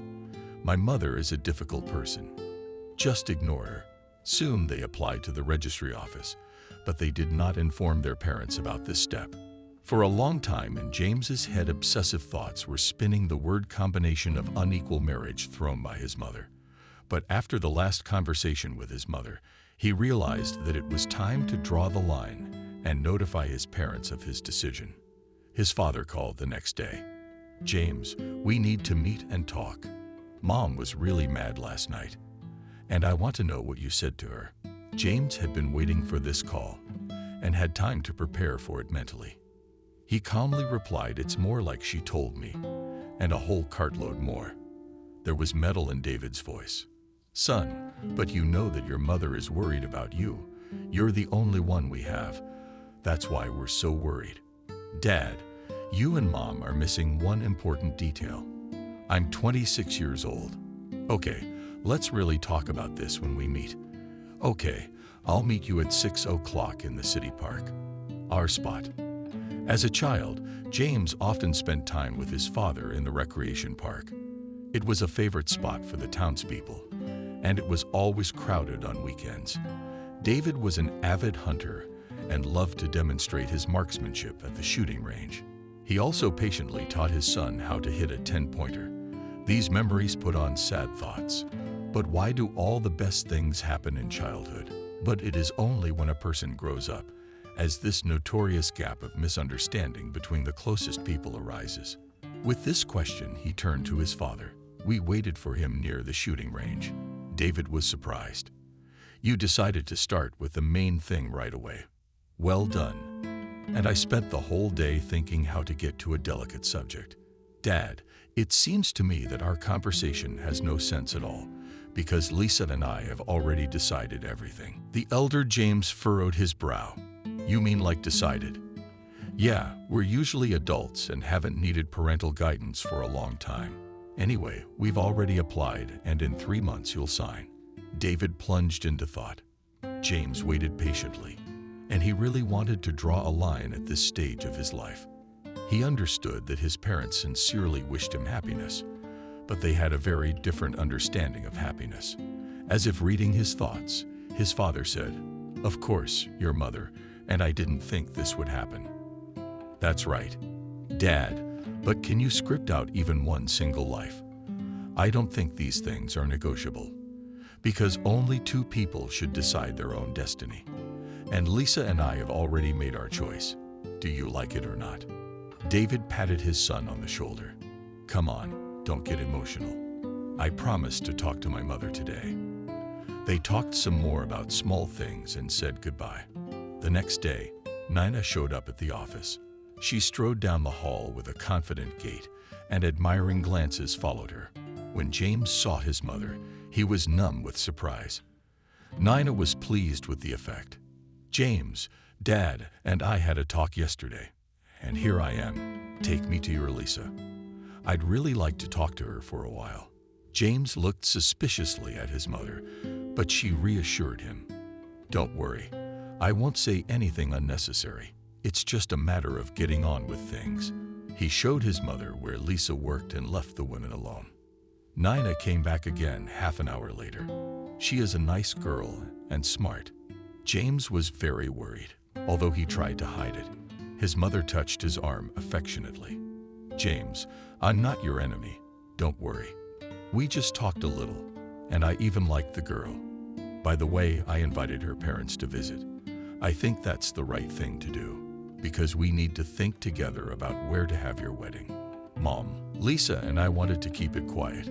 It doesn't matter what you wanted. Our opinions matter too. You know your fiancé's father is a great accordion player. He plays at his weddings over there." "Yes, Lisa told me." Nina looked lovingly at her son again and sighed. "Maybe you two can work something out." "Well, I'll leave you to it. I suggest you go to the village yourself." James was surprised. "Why would I go there? What kind of stupid question is that? Will you bring your relatives in your car?" "Mom, William's parents have their own car, and even her mother drives the car well." This news startled the woman, and she puckered her lips at his obnoxious smirk. James had unmistakably guessed her mood. "Mother, did you really think the countryside was home to beggars and wretches who ate cucumbers and potatoes and slept in haylofts? I think it's time for you to visit your relatives. Don't you feel drawn back to your native land?" "No, I don't. I'll tell you more. My childhood memories are not exactly pleasant, but I don't want you to know my little secrets. Let things remain as they are." She looked at him again with that unique look that only a mother can give. William had confessed to her mother just before she left that she was getting married. She had chosen a very unfortunate moment to do so, for Wendy was again busy with riddles. She couldn't hold the jar, and it fell to the floor. Brine splashed across the surface of the active foot of the hostess. "Daughter, it's a joke." Lisa grabbed a rag. "Mom, why are you like this? How should I behave? Tell me, how should I behave after what you said? You're not ready for married life." William has also joined the emergency response. "Wendy, think of yourself. You didn't prepare for marriage from the cradle, and you've survived and learned everything. And so will our daughter. She's a smart girl." Wendy was silent for a moment to gather her thoughts, then threw a light shawl over her shoulders. "I'm going to my grandmother's to talk to her." William was surprised, but decided it was better to keep silent. When his wife came out, he winked at his daughter. "Well, gentlemen of the jury, I think the ice is breaking. Maybe my lovely women will come to an amicable settlement." The man was right. In the fall, for the first time in 22 long years, she greeted her daughter-in-law cordially by a different kind of Wendy. She guessed she already knew everything. Passable, good, don't worry about it. That's how everybody gets married. You and I need to think about what we're getting for the wedding. Wendy exhaled. "Oh, Molly, believe me, I'm not thinking about presents right now. I'm thinking about how she'll be alone without us there. Yeah, she'll be fine. She went to college, and nothing's missing from her husband's life. If this James is as she described him, you don't have to be so dismissive about the gift. I've already got an idea." The mother-in-law summarized her idea, and the daughter-in-law was shocked again. "Do you think it will work?" I said sure it would. I've already found out everything, and even found a good lawyer. But that's how much money we'll have to throw away. The old woman waved her hand carelessly. "Why should I take these papers with me to the next world? At least it would be good for her only granddaughter." Lisa knew nothing about the negotiations between the relatives. After a week's vacation, she came back to the city, and on the first day, She was visited by her future mother-in-law, Nina. She was not the same as when she visited, and Lisa even liked her. The girl was even more pleased when James, and that his parents were expecting her relatives. Lisa, you probably know that in the olden days, there was such a tradition. The girl interrupted the young man. If you are referring to the courtship, then in the villages this custom is still observed. Only the groom's relatives come to the bride. We're gonna do the opposite. I don't mind being the object of everyone's attention for one evening. The joke turned out well, and they laughed at it together in a merry excitement. The future newlyweds imagined how the party would go, but they did not expect the turn the event would actually take. The whole Medvedev family at the appointed time appeared by car to the house where the professor's couple lived. James's parents tried to show their cordiality and hospitality. David succeeded quite well. Nina's smile and words lacked sincerity. William whispered to his wife, "If we were to evaluate according to Stanislavski, I would now loudly say I do not believe." The man did not calculate the possibilities of his voice. And this phrase really sounded loud. The smile fell off Nina's face. "Did you say something? I'm sorry, I didn't hear you." William quickly realized what to say. "Yes, I wanted to say that I don't believe those who say that life is so much better in the city. We've only been here a few hours and already we're dizzy from the noise. And your air isn't as clean as ours in the country. You probably can't find any food in the store that isn't full of crap." The James spouses looked at each other uncomprehendingly. Nina indignantly said, "I, too, lived in a small town, and my grandmother even kept a cow at the wall." Molly cheerfully picked up on that. "And I still do to this day. The cow feeds us and allows for some luxuries." The mask of decency instantly flew off the face of the hostess. "What are you talking about? What luxuries in the countryside? There are no proper stores there. I'm not even talking about a beauty parlor or a hairdresser's. Of course, I realize that every waiter has to praise his swamp, but you don't even have a normal wedding." The guests were silent and averted their eyes. Only on the wall Molly fixed her gaze on the groom's mother.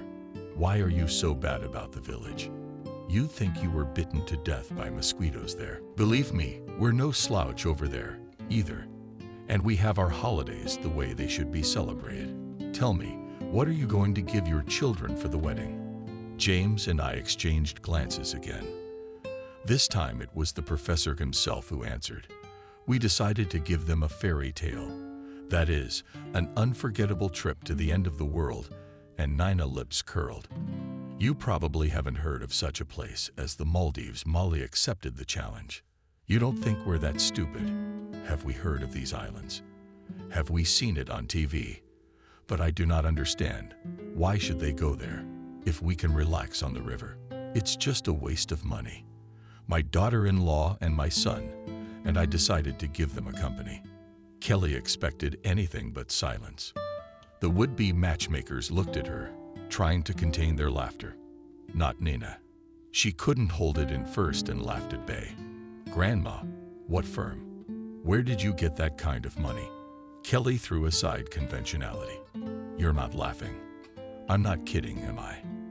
I'm actually buying a firm that's bankrupt. I've got the accounts, I've got everything, just in time for the wedding. Let the kids do what they want, and I'll be an investor for a while. That is, I'll invest the rest of the money in them." There was silence at the table again. Only Nanda's smile disappeared from her face. "I don't get it, even if it's not a joke." "As you say, bursting into tears." Molly smirked. "What's the fancy word for it? Come on, granddaughter, help me out." When all sorts of tests are conducted, Lisa as frightenedly prompted a quest exactly the same. "Let's see how our newlyweds, whom we have taught for so many years, will pass this quest." "Well, and we will always help advice." Nina looked at her husband confused. Everything had not gone according to the plan she had made. After the words about the Maldives, the newly married relatives had to get embarrassed, to start thinking about what it was. And when would they realize that they weren't in the clear? Now the Ridolf woman clearly felt as if they were the ones who were out of place. William looked at the satisfied grandmother and mother with equal surprise. James, too, flapped his eyes in silence, but his mind was already full of grandiose plans. He was confident in both his own abilities and those of his future wife. William was the most confused of all. He did not understand at all what the conversation was about. Besides, he was terribly offended that he had not been consulted. All right, Wendy, he was used to her not thinking of him as a human being. But Mom, how could she sleep with his wife? In general, William was even scared. Of course, he always said that he suffered from the fact that Molly and Wendy do not get along. But now, if they become good at communicating, it is likely to be so. His William's quiet life would come to an end. David, the rolling lasted, and everyone turned to him as if he was the only one who could say the right thing right now. I'm thinking, Nina, as we're still in the middle of buying a trip, maybe it's more rational to just give the kids the money. Let them invest it in their own business. Something tells me that with a grandmother like that, all doors will be open to them, and everything will work out. Nina, she looked at her husband as if he were a traitor, then silently got up from the table and left. James followed her about 10 minutes later. At her, Nana refused to come out, told him to pass on her apologies because she suddenly had a terrible migraine. Wendy got up. We should get going too. David got up from the table. Where are you going? It's almost night, and you still have miles to go. Wendy smiled. She caught it, and when she woke up, she answered him. But we are not on the edge of the world, and we live only a couple of hours, and we are already home. Besides, you forget that we are not city dwellers, and we have a household at home. David looked at the future wedding party with surprise. Oh, she knows how to discreetly send to the defendant too. But see for yourself. By the way, we never really talked about the wedding. William was in the hallway reprimanding his father because he's inconspicuous, and it's not clear how he got his hands on it. James helped support him. Wendy looked at her host with a smile.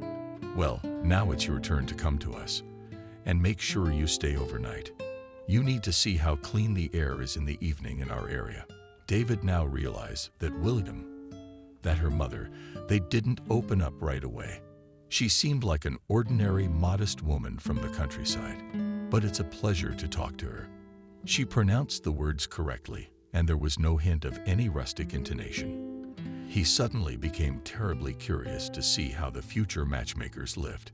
He remembered, of course, that today they had the task of embarrassing Lisa's parents and upsetting the wedding. But now he realized that there would be a wedding, even if they forbade it on pain of death. As the guests left the room, Nina came out. What are we going to do? David at first wanted to answer with harshness, but then he thought that as his wife, he was also going to do everything to upset this wedding. So he went up to his wife, hugged her, and you and I will be going to visit our future in-laws. Because of your migraine, we never got to discuss the wedding. But David, that's it, Nina. Let's just get over it. Try to accept the situation. By the way, the more I talk to Lisa, the more I like her. You know, she's got some kind of inner chord, you know. She looks like a dandelion girl, a shepherdess. Dig a little further. No, you should definitely just get to know her better. And then all our assumptions, as you can see, didn't pan out. I don't think Lisa is at all interested in our untold riches either. The last words were said in such a pompously theatrical tone that Nina couldn't stand it and threw the wrong career David. James tried not to get in front of his parents. First of all, he was still a little shocked by Lisa's gift from the family. And secondly, he knew how hard it was to lose, or rather, to accept losing. And his mom had definitely lost. He'd just wait until things settled down. Tonight, he and Lisa were to meet the firm that Lisa's grandmother had mentioned. Of course, its sale was not a quick matter, but the owner, who was very anxious to get rid of it, had kindly offered them a familiarization tour. The feeling was very unusual. They go together to see their future business. The mother called 4 days later. "Hello, son," James cautiously answered, not expecting anything good. "Hello, Mom. Why did you disappear? No, I haven't disappeared. A lot of work, and the firm was getting acquainted. He almost bit his tongue off. But why does he tell his mother that? She wouldn't be happy for him anyway. James was sure of it. Well, you tell your father, you know, I'm not good at financial matters. Dad's the head here, and I'm more of a spendthrift. That's not what I'm talking about. We didn't agree on the wedding. Well, if you be so kind as to call. Let her find out when it's convenient for us to come. But I can't just say I accept your faith. But I'll try. James hung up the phone, wanted to dial Lisa's number. Then he waved goodbye and went to her. When he told her about his mother's call, he grinned suddenly. You know, it's so unusual for Lisa to feel that her mother won't be giving us a hard time anymore. William smiled. Well, she's understandable. You're her only son. It's understandable that she'd hate to let you go. James looked at his fiancée with admiration. You know, you're amazing. I mean, you know perfectly well that your mom was against you, and now you're defending her. Lisa shrugged. It's enough to put yourself in her shoes. What do you think? My mom cried tears of delight when I informed her I was getting married. They laughed. God, what kind of punishment am I in for? William, why are you lying down? It's going to get mossy. William pretended to be sound asleep, and you give him a kernel on the forehead or a bucket of cold water. The man opened his eyes abruptly. Somehow he had missed the moment when his mother came to them. He must have dozed off. Well, since Molly's here in the fall, there's no resting. This Wendy was all more words, and his mother had never been shy about means to an end. He sat down on the bed. What are you clucking like chickens? I have to build a terrace so that you can gather there and not disturb my rest. There's no family time. And by the way, I went to bed after 2 o'clock. Wendy turned to him immediately. What do you think? If I hide the TV from you at night, will you go to bed on time? William ate and got along. What can she do? She'll just hide it. Women are out of control. He looked at his mother, then at Wendy. They both looked at him with the same expression. William thought to himself, this is it. The worst that could ever come has arrived. They laughed. So my song is over. But no, we'll fight on. What's this early morning meeting? Wendy put her hands to her sides before she started to tell him off. When you were watching your soccer game last night, did you notice anything else? William stared at her uncomprehendingly. I was watching soccer, but I was hiding beer under the chair. What's soccer without beer? What could have happened last night? A star fell from the sky, and I'm gonna fall on you. And you're gonna have a star burning between your eyes on the wall. Molly nodded her head in agreement. And I might add, William was starting to freak out. Why can't you two, like crazy people, say something normal? Wendy even pushed with her foot. I told you yesterday I came up to you twice, and you didn't even notice me. William wrinkled his forehead. That was exactly right. He only remembered that he thought she was trying to take the beer away from him. So he pretended that such a tense moment in soccer. William, James's parents are coming over this weekend, and he's, you know.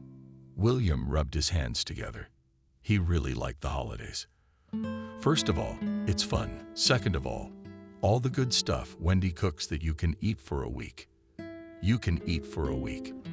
Third, of course, there'd be the booze he'd always been forbidden. And fourthly, when there are guests, when there's no one bothering him, he can legally do nothing. That is, he and so, of course, especially will not break a leg, but in the holiday it can be done quite officially. But as it turned out, Molly is not the only one who has an expert on nutritional thoughts. Wendy immediately said, if you think that you will lie quietly on the couch to wait for guests, you are deeply mistaken. Now you have breakfast, and you're going to finally finish the terrace, and then clean up the yard. You're going to make the place look nice. William even laughed. Well, you've got a terrace to build and build. What can I do there in 3 days? Molly intervened. Don't worry, son, I'll help you. Where with a word, and where with a stick along the spine. William stopped smiling. You can't be serious, can you? Wendy nodded. I couldn't be more serious. You have exactly 2 hours to tell me what you're missing. I'll go and get some, and I have to go to work. William looked from one to the other and realized they weren't joking at all.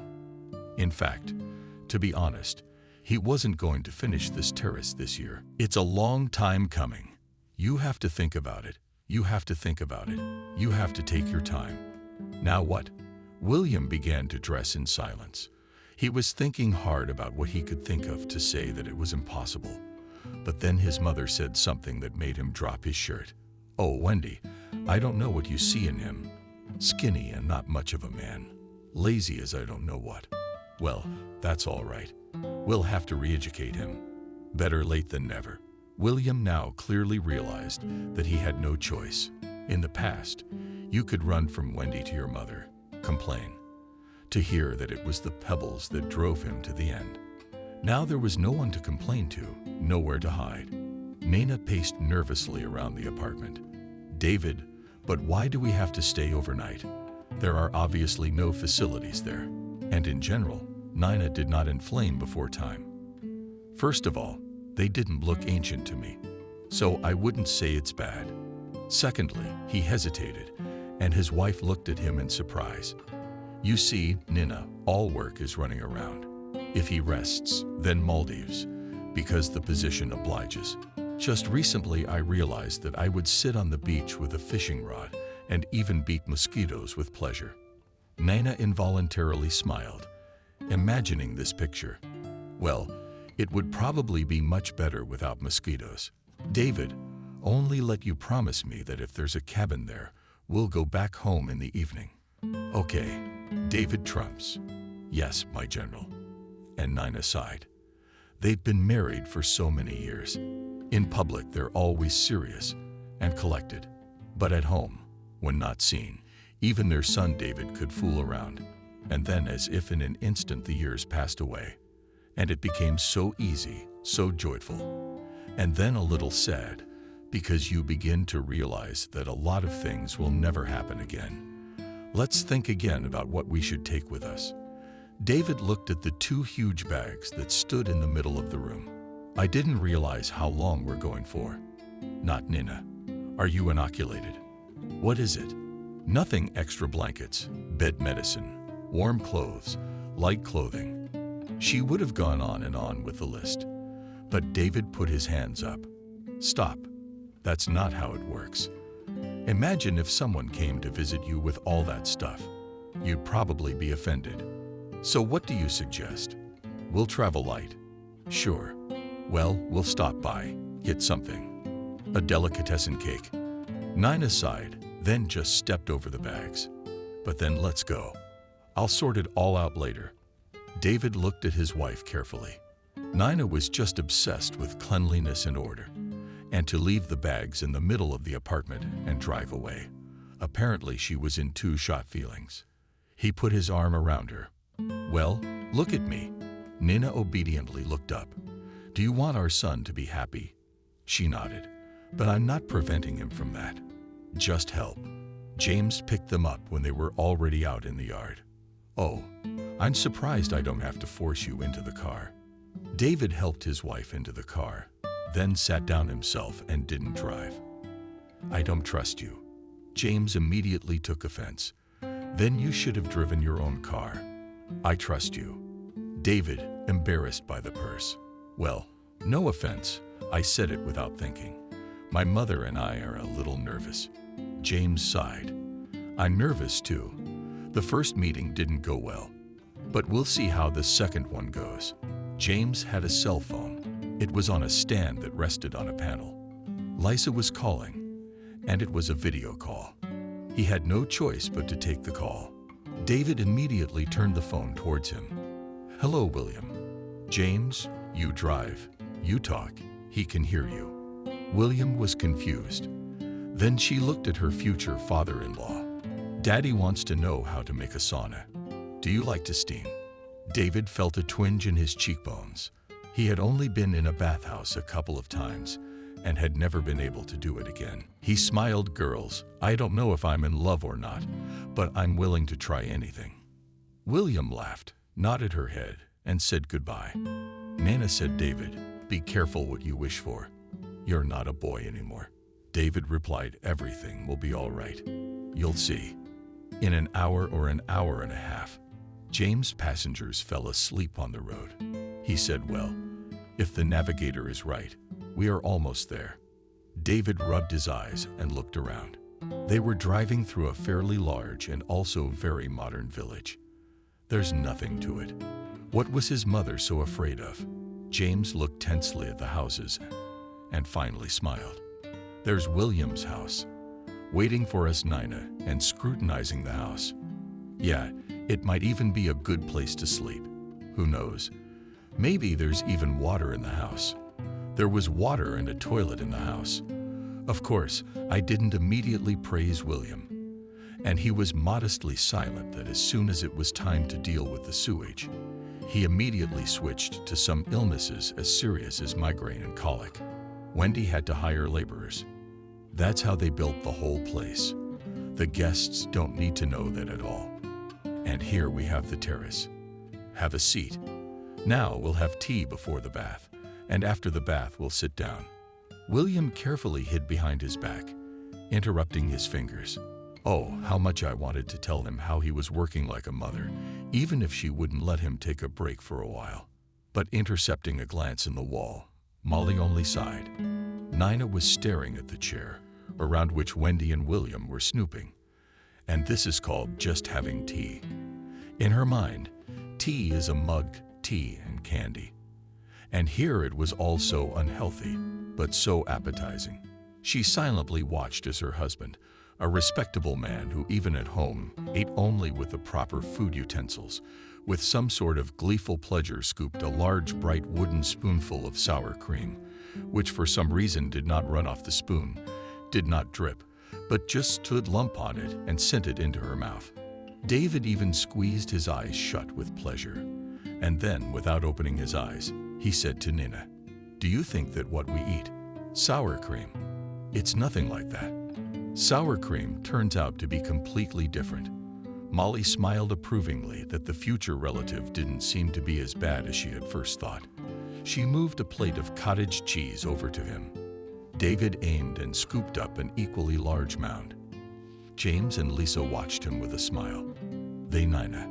Jana frantically tried to calculate how many calories were in it all. Then it was time to try her own smoked meat, then Grandma Kelly's pies. After 10 minutes, Nina gave up. Everyone at the table was eating with such gusto that it was impossible to resist. She felt like she couldn't even move. Wendy invited her into the house. "Come on, Nina, I'll show you where you'll sleep. In fact, let the men rest without us." Molly went to the veranda to rest, and Lisa, Nina, and Wendy headed into the house. Nee found behind the lady of the house and realized that, strangely enough, she did not annoy her. Not forever, explained obese women. Even if they were only 2 pounds overweight, Wendy was well over 2 pounds. She wasn't fat, more like pudgy. Wendy's movements were swift. The house, as Nina had time to notice, was perfectly clean, which was very important to her. And she also realized that to imagine Wendy thin simply could not. "This is your room, and James's." I style on the veranda. Nina raised her eyebrows in surprise. "A whole room?" "Well, of course, I don't want you to feel. You can rest if you want. It'll take a couple more hours." Nina did not rest, or rather, didn't let her husband David. He came into her room. "Nina, let's go for a walk to see the people. We'll go to the river." She wanted to refuse, but she saw such a plea in her husband's eyes that she just sighed. They hadn't gone 100 meters when an old man appeared in front of them, as if from under the ground. "Good health." Nana regarded him with amazement. He was a complete image of the old men from the fairy tales. David had a particularly happy smile. "Hello." Going further was out of the question. The old man was standing in such a way that he would have to be defiantly bypassed. And since he was not going to retreat, it's not all said. That means you have to be polite. I can't admit it. Whose will you be? We, grandfather, are nobodies. We came to visit who?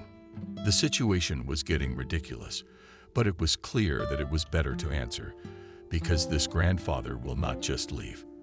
Were Wendy and William more important than matchmakers? Well, you could say that. The old man thought for a while. Yeah, you're lucky to have Wendy. She's a respected person. I suppose you could say indispensable. If anything happens, everyone goes to her. And they know that if anyone can save a tummy, it's Wendy. Her mother-in-law is a real bitch. But what's there to say about her? Molly is Molly. The old man disappeared as suddenly as he'd appeared. Nina even helped with her eyes. And then she asked, "What was that?" David, rubbing his hands together happily, answered it was Nina. Local color. Let's hurry up and see the river ahead. He grabbed his arm and almost sideways dragged him towards the river. Nina praised herself for her foresight. She had time to change into high-heeled shoes and simple slippers and rushed after her husband. Again, she remembered those years when she and Dima had just met. He would grab her by the hand and drag her somewhere where, in his opinion, she should be very interesting. When Nina was distracted by the beauty of the river for a moment, her husband disappeared. She looked back and saw him having a serious conversation with a boy of about 7 who was sitting with a fishing rod. Then David stood up, shook his hand, and returned to her. Nina remained silent. She knew for sure that he wouldn't stand for it, and for sure he would.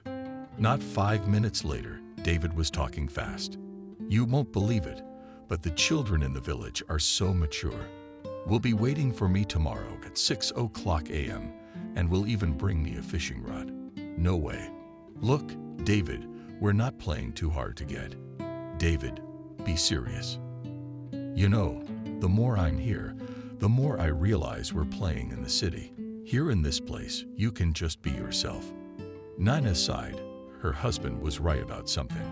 She understood that, but she didn't want to accept it. Nina had spent so long building it all up. Their whole world, or a fiction. Was the bath a huge shock for Nina? No, of course. She'd been to saunas and all the fancy bathhouses. They were sitting on the terrace. And William, who had already taken on chest, waving his fingers with pathos, said, "No, you just look around, what beauty, what latitude." Wendy smiled affectionately at him. "Father, you'd better get an accordion instead of ranting. Play us something for our souls." He looked at his hands doubtfully, but then waved his hand.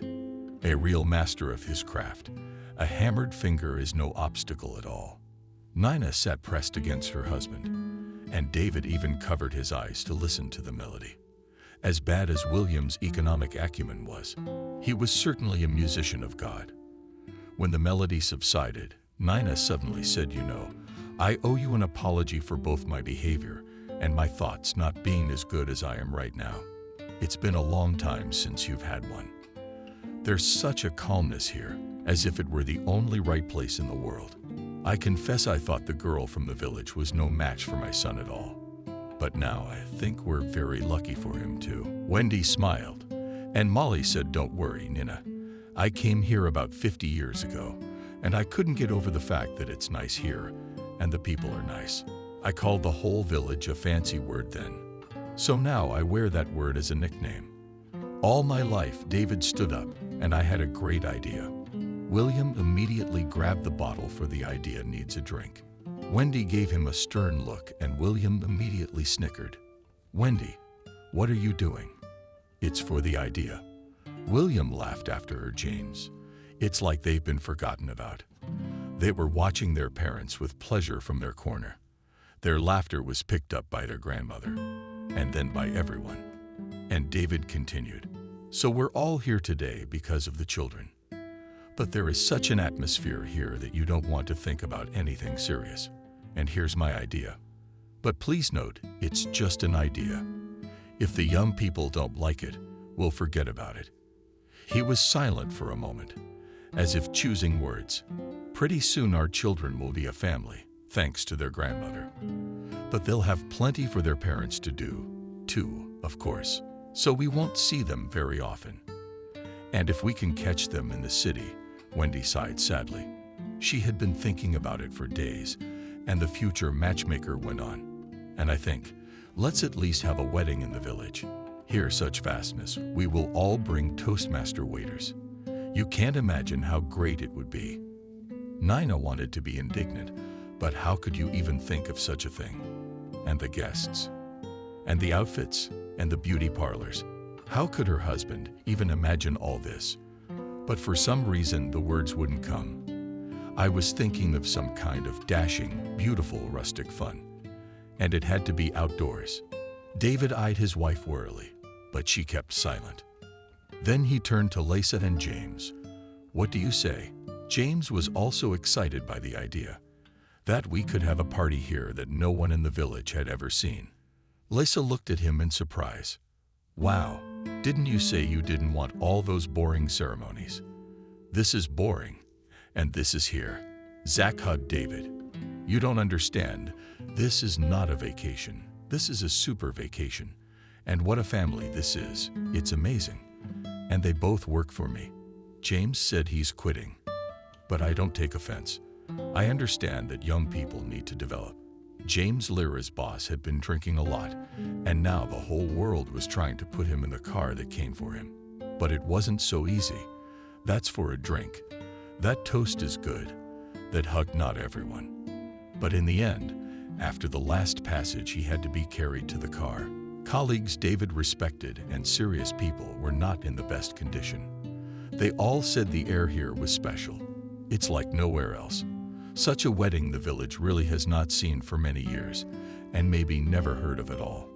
All the neighbors were there, everyone who had any contact with the Madrid family. How many more from the city? Only a year after the event, James and Lisa were already ahead of the curve with their first orders, and David recommended her to his friends. They didn't have kids around much anymore. It's understandable that they had so many. But Nina and David didn't worry much. There was no time for them. Every weekend, right after work, their car went clapping. As they traveled to their relatives, they stayed with them. But a little more, and the house they were building would be ready. A place to spend their old age, a place to rest from the noisy city. They chose, of course, Clappers.